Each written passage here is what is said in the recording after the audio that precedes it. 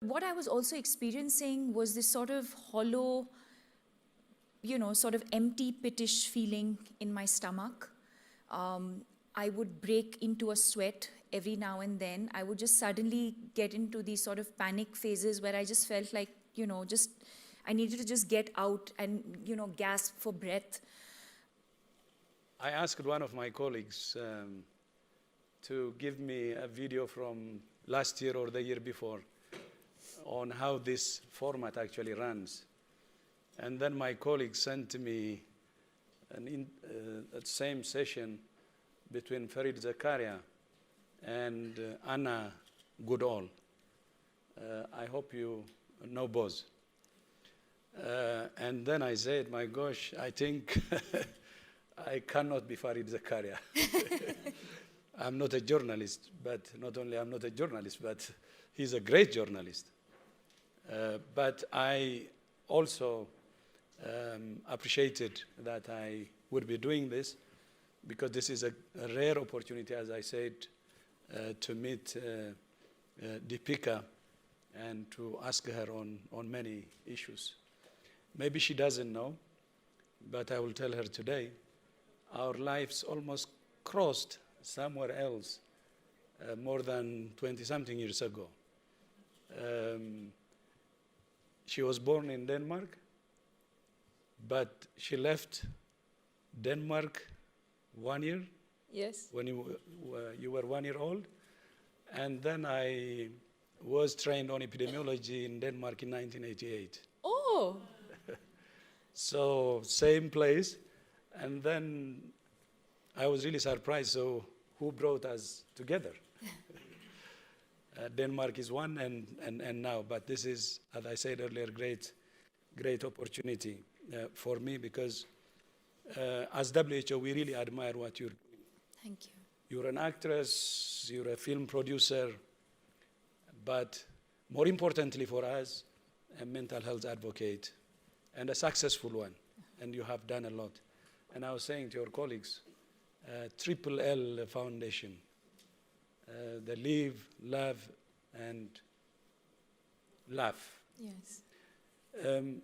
As you know, the very definition of health is a state of complete mental, physical, and social well-being. It's not merely an absence of disease or infirmity. Yeah. But as you also know, mental health is the most neglected. And people with mental health face severe human rights violations, stigma, and discrimination.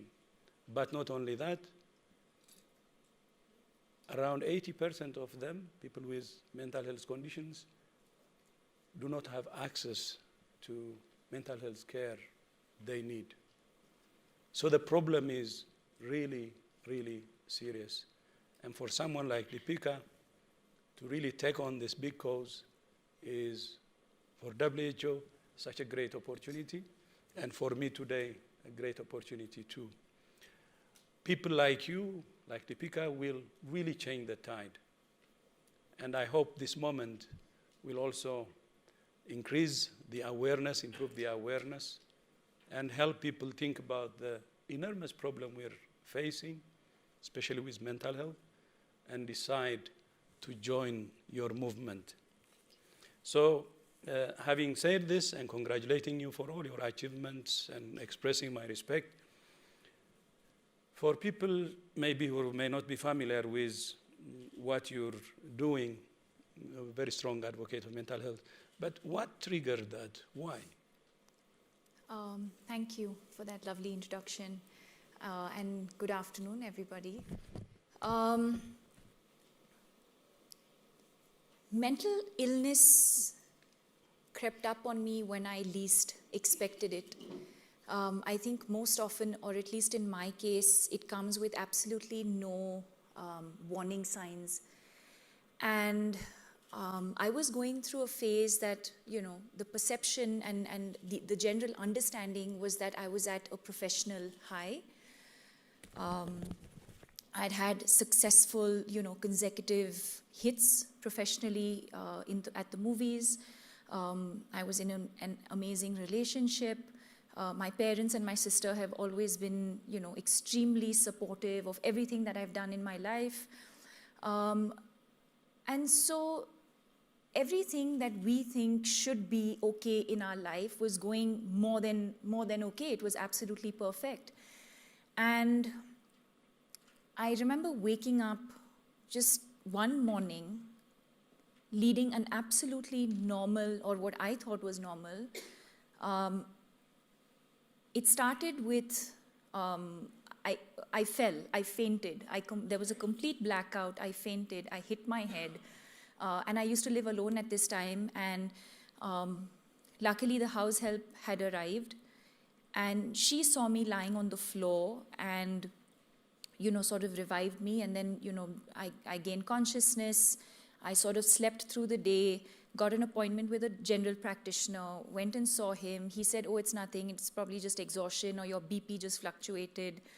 And that was it. That was sort of the physical symptom. But what I was also experiencing was this sort of hollow, sort of empty, pitish feeling in my stomach. I would break into a sweat every now and then. I would just suddenly get into these sort of panic phases where I just felt like, I needed to just get out and, gasp for breath. And I would just cry, like out of nowhere. I would just break down and cry no one really had to say anything to me, or I didn't necessarily have to be in a specific place. I would just, I could be in this room and suddenly just feel like I need to cry and express myself. And then there were days when I just didn't want to get out from bed. I would just want to sleep and not wake up. Because to me, sleep felt like my escape, and I felt like I didn't have to deal with the reality of what I was experiencing. I didn't want to eat. I didn't want to interact with anybody. I didn't want to, I didn't want to go to work. I'd lost, motivation with absolutely everything. And fortunately, my mother happened to be there a couple of months into this. My parents live in a different city, and they had come to visit. And I was sitting in their room, and they were packing up and ready to leave. And I had one of those moments where I was just watching her pack, and I suddenly I broke down. And she looked at me and she said, "What happened? Is everything okay?" And I said, yes, everything was okay, but clearly everything was not okay. And she asked me the routine questions about, is it my relationship? Is it something at work? And I just kept saying no, and I didn't know what was that one thing. I couldn't point my finger at it. And she immediately looked at me and said, "Deepika, I think you need professional help." And that's when we called Anna Chandy, who, at the point was a family friend, but also a trained psychologist. But at that point, we felt like we wanted to share this with somebody who we could trust, someone who was not going to, we were concerned about what the media was going to say, and we didn't want to be seen outside a psychiatric clinic. So everything was hush-hush. I remember calling up Anna. She was in the middle of a personal crisis. She was traveling. And I called her, and literally, she asked me 2 questions, and she said, "I'm flying down to see you right away. You need professional help. You need to see a psychiatrist." And, immediately, I think literally that same evening or the next day, she was on a flight. She came to see me. We then, together went to another doctor who finally diagnosed it as clinical depression. And I remember having, after struggled for so many months of having to go about the motions of doing everything, going about my professional engagements, having to speak at events, having to perform scenes, having to engage with people, having to do all of those things, but actually not being present. I remember feeling a sense of relief that, wow, at least now we know what this is that I was experiencing, because I think that the toughest part in the journey for me was not understanding what I was feeling, or not understanding what I was experiencing, not being able to explain to people what it is that I'm feeling. So if people would say, hey, how have you been? And I would have to lie and say, I've been great, I'm fine. When actually I was not feeling okay, because I didn't have the strength and I didn't have the words to explain to somebody what I was experiencing. And so just the diagnosis in itself, to me, felt like a massive relief. At least now we knew what this was. But I think this is where, my journey to recovery began, because I think accepting what Dr. Shyam Bhatt told me was equally an important part of my journey to recovery. And I think what I see around me very, very often is two things. For example, when my mother said, I think you need help, I could have easily rejected that and said, no, Mom, that's crazy. This doesn't make any sense. I'm not seeking professional help, A.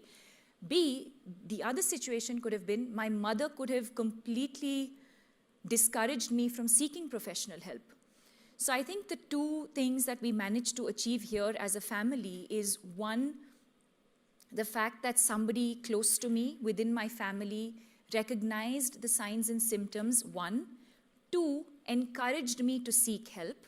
Three, that I was open to the idea of seeking help. And I accepted the fact that, okay, if our body is sort of susceptible to illness, so can the mind. And, and I think that's when I understood the importance of the mind and the body. And understanding that in the same way that we take care of our physical health, it's equally important for us to take care of our emotional health, our mental health. And then, of course, that's how my journey to recovery began. It is during that time, I realized that there was a lot of stigma, there was a lot of hush-hush, there was a lot of not wanting to share with too many people what I was experiencing. And I think all of those experiences made me reflect on why we was behaving, including myself, why we were behaving a certain way. Why was I not telling somebody that, I'm not feeling okay emotionally? Why is it that I was seeking professional help in, privately? Why was I not confident enough to do this publicly and with people spotting me? That's okay. And it was all of those experiences that made me think and reflect and say, one second, I took a step back and I said, why have we gone about this way? And I think that's when I realized the stigma and the lack of awareness that's associated with mental health and mental illness.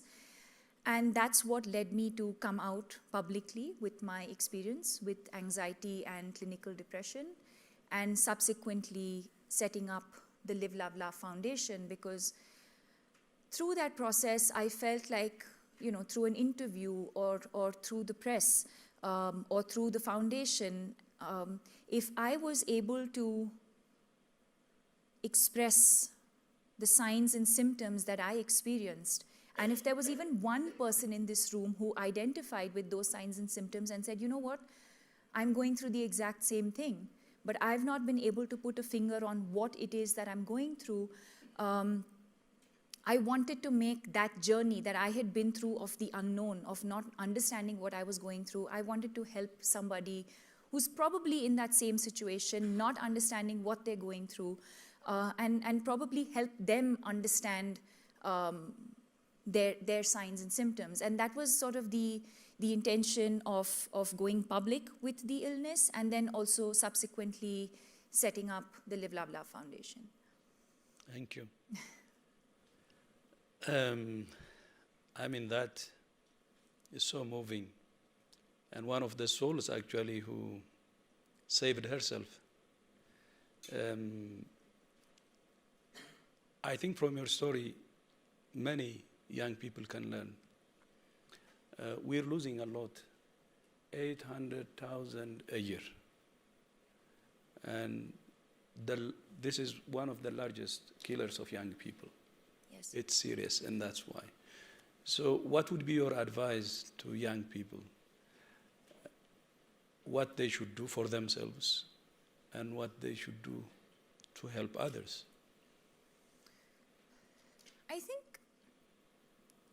I think there's a lot of things that that the youth can do. I think that we can do as individuals. I think to begin with, just to become a little more aware as people. So let me give this in two perspectives. One is, say, for someone like me who is experiencing anxiety and depression. I think if I feel certain signs and symptoms, whether it's restlessness, whether it's not being able to sleep, sleeping too much, or lack of sleep, whether it's irregular, your eating patterns, are you eating less or are you eating more? Are you having suicidal thoughts? Are you now disinterested in the things that you really used to, look forward to?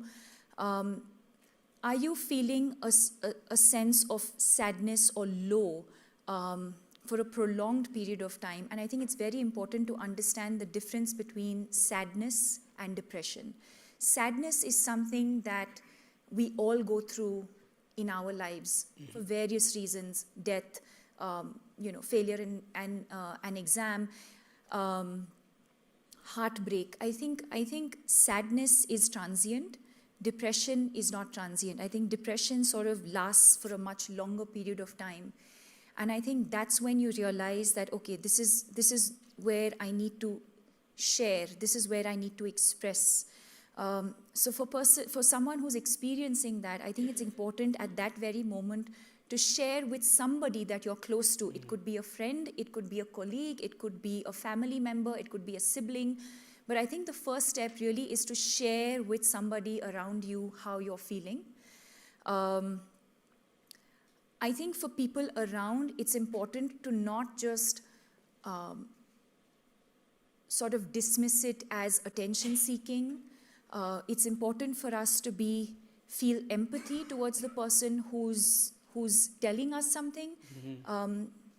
I think we all have now a habit of asking each other how we're doing without really listening to whether we actually, if I ask you how you're doing, am I actually interested in how you're doing? And would you be vulnerable enough to share with me how you're doing?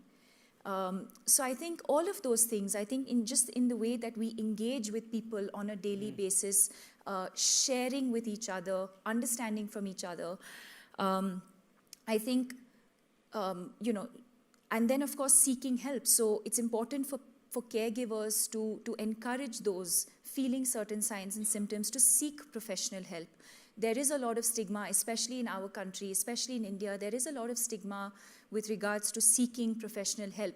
Parents do not want to take their children to counselors or to psychiatric treatment because they're concerned about what other family members will think. They're concerned about what society will think. And I think, I've come across situations where there are people experiencing mental illness who want to seek help, but somewhere the family is not willing to allow them to do that. And sometimes it's the other way around, where the parents want their children to seek professional help and the child is resistant to that. In my personal experience, I think acceptance of medication, I think for me, it was a combination. Again, I'm not someone who can, prescribe and say, yes, you should take medication, but I will say that in my personal experience, it was a combination of taking medication as well as lifestyle changes that have led to where I am today. but it is also a constant taking care of myself. It is an illness that can come back. So I have to take care of myself on a daily basis. The amount I sleep, what I eat, exercise, mindfulness, all of those things are things that I still have to do on a regular basis to ensure that I don't go back into that dark world and dark space again. Yeah, thank you. I mean, from what you said, you triggered something actually from your programs. They say more than just sad. Yes. And then you're not alone. Yes. It's not just the campaign taglines, Yes. but just wanted to know, what do you mean by that? For me, the message is so heavy. But I wanted to hear from you because you started it. So more than just sad is in the same way that I explained, that I think us trying to, as a foundation, explain the difference between sadness and depression. Sadness is transient. Depression lasts for, if you feel the signs and symptoms of that sort of heaviness lasting for more than 2 weeks is when one should ideally seek professional help. So that is, I think it's important for us to understand the difference between sadness and depression. You Are Not Alone is our campaign, but also something that I really, really believe in, and that's one of the things that organically came out the very first time I spoke about mental illness. I wanted every person experiencing mental illness to know that they are not alone. Because what happens is you always feel like you're fighting that battle alone. Because unlike other illnesses, unlike a lot of other illnesses, there are no obvious physical signs or symptoms. It's all in your mind most of the time. And so if I met someone who's sitting here experiencing depression, I most probably, unless I'm a professional, will not be able to tell in this room who is experiencing depression. And you sort of end up feeling like you put a lot of pressure on yourself and you feel like you're the only one going through this. It comes with a lot of guilt. You start feeling like you're the only one experiencing this. You start feeling like, why is this happening to me? When the reality actually is that, and the statistics vary, 1 in 3, 1 in 4, 1 in 5 people experience depression once in their lifetime. So You Are Not Alone is to reach out to people, to reach out to the youth, to reach out to adolescents and tell them that they are not alone in this journey. But if there's one message that I really want to drive home, is that there is hope.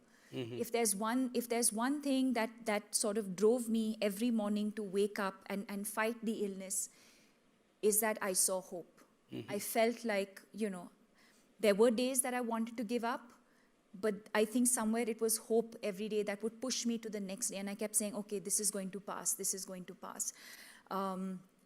So, yeah. So why not, because of that, we ask one question. Either yourself, if you have experienced it, any mental health condition, a family, very close, or extended family, or friend, anyone who knows, starting from ourselves. Can you stand up? Wow. Anyone you know. Could be yourself, it could be a family, or it could be a friend. May take time to remember sometimes. But it's more than 50% of the house, actually majority. That's the magnitude of the problem. And I think to her argument, it makes And sorry, I didn't sense. stand up for myself. I stood up also for knowing people who... Yeah. So both of us stood. Nobody is immune. Nobody. We will know somebody close. And that's why with mental health conditions, nobody should be alone. Because we all experienced it, or we know someone close who experienced it. And that's why I say that it's heavy. What you're saying is, it really makes sense, but something that I also wanted to understand from you. Then maybe some issues about, if you can share with us about your foundation also. And not only the 2 campaigns, but I know you do more than that, Yes. including training of. So can you tell Yes. us maybe about? So we set up the Live, Laugh, Laugh Foundation in 2015. We actually started by setting up a comprehensive website, which actually had all the information on what is anxiety, what is stress, what is anxiety, and what is depression. I'd say 2 of the key features that we have, that we set out to achieve was a sort of database of professionals in the field of mental health, and that is something our country didn't have. So we actually spent months vetting and making a comprehensive database in terms of the professionals that are available in various cities. So anyone experiencing any sort of distress could go onto the website and seek, look at the names or the kind of people and seek help. We also have tie-ups with various helplines. So a lot of people would go on to the helpline and speak to different people from the helpline and seek help.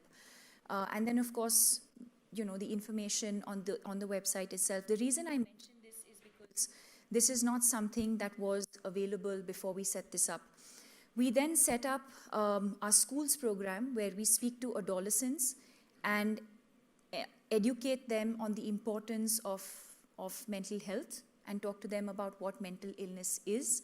We've covered over 150,000 adolescents and over 20,000 teachers. We have a program for general practitioners because we believe that general practitioners are the first line of defense.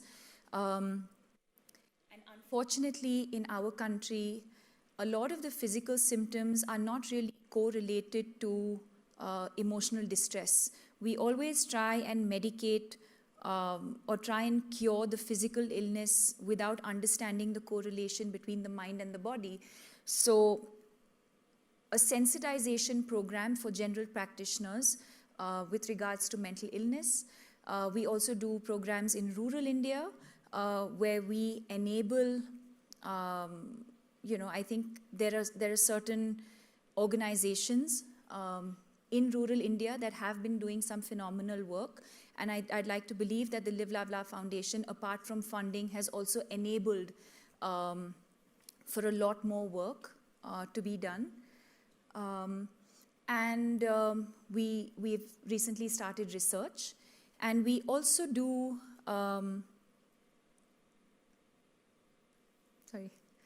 we also do research. And we just in September launched a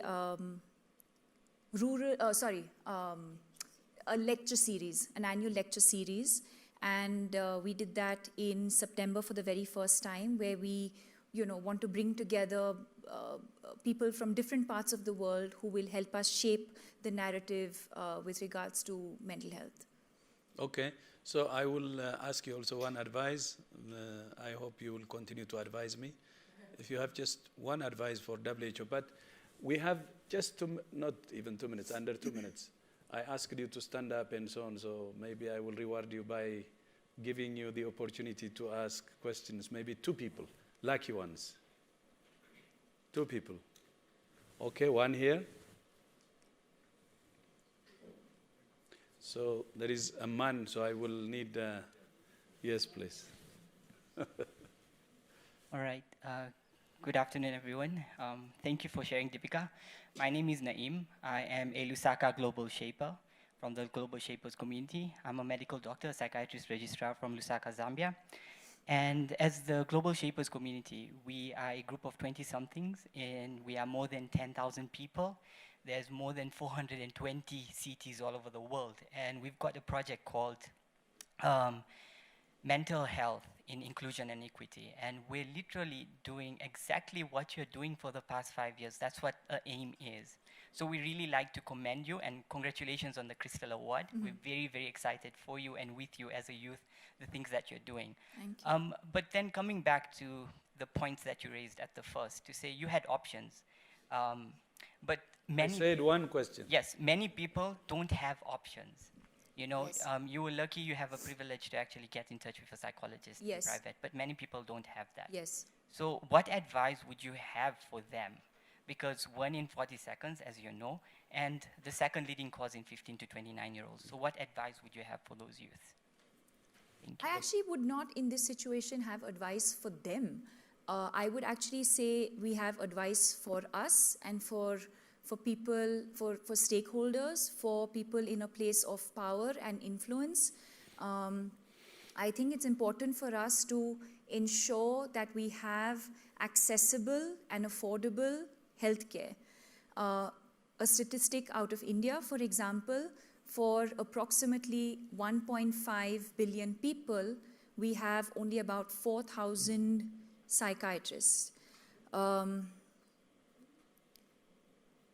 That's something that we as a nation have to look at. That's and that's a statistic out of India. Less than, and on the higher side, less than 1% of a nation's health budget will be allocated to mental health. Less than, and 1% is really on the higher side. So these are things that we have to look at. Yes, I do consider myself extremely lucky in this situation. Extremely lucky at so many levels. A, that I had my mother and someone so close to me who identified and recognized it. And the fact that it was so accessible and affordable. And I think it's important for all of us in this room to make that possible.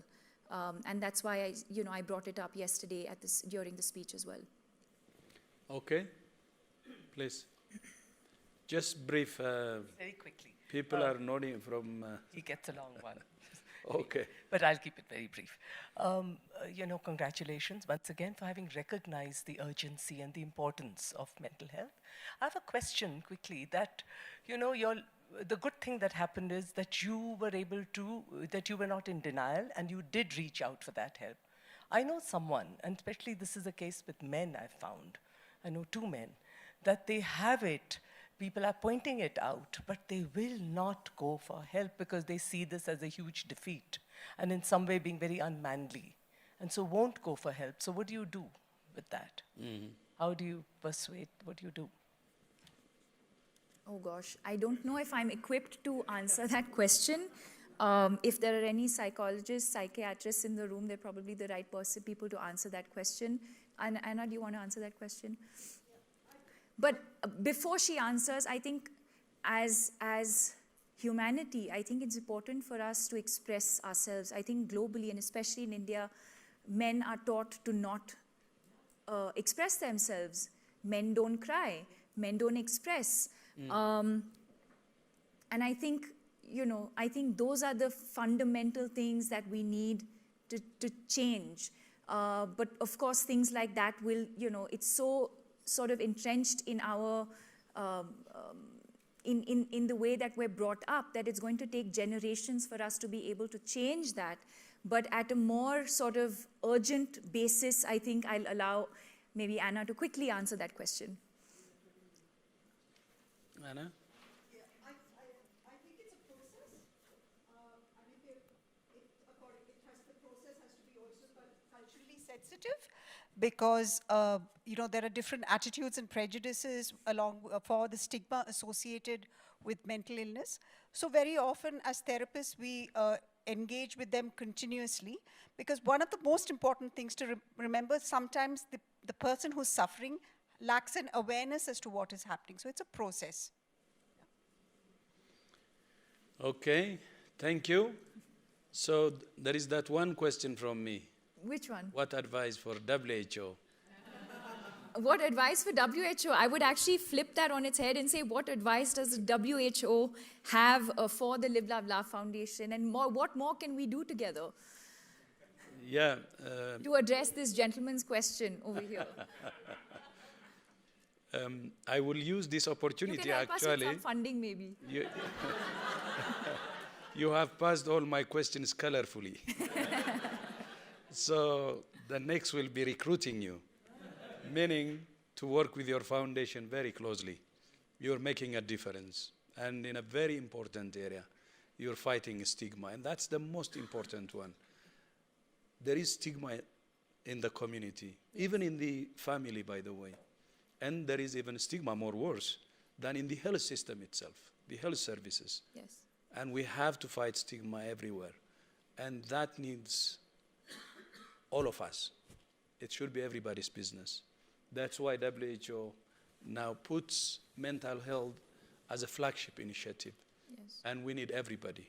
But yours, who have already done a lot, I think would be a great opportunity for WHO to partner with you. Thank you. I just had one thank you very last comment to make. I feel like if mental health can be included in our sustainable development goals, not just health, but mental health as well.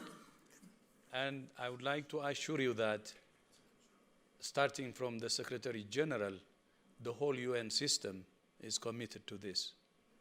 And when you meet him one day, you will see. So the Sustainable Development Goals, of course, belongs to countries, and we see a growing commitment, but not enough. So together, we hope to make a difference. Namaste. Namaste. Thank you.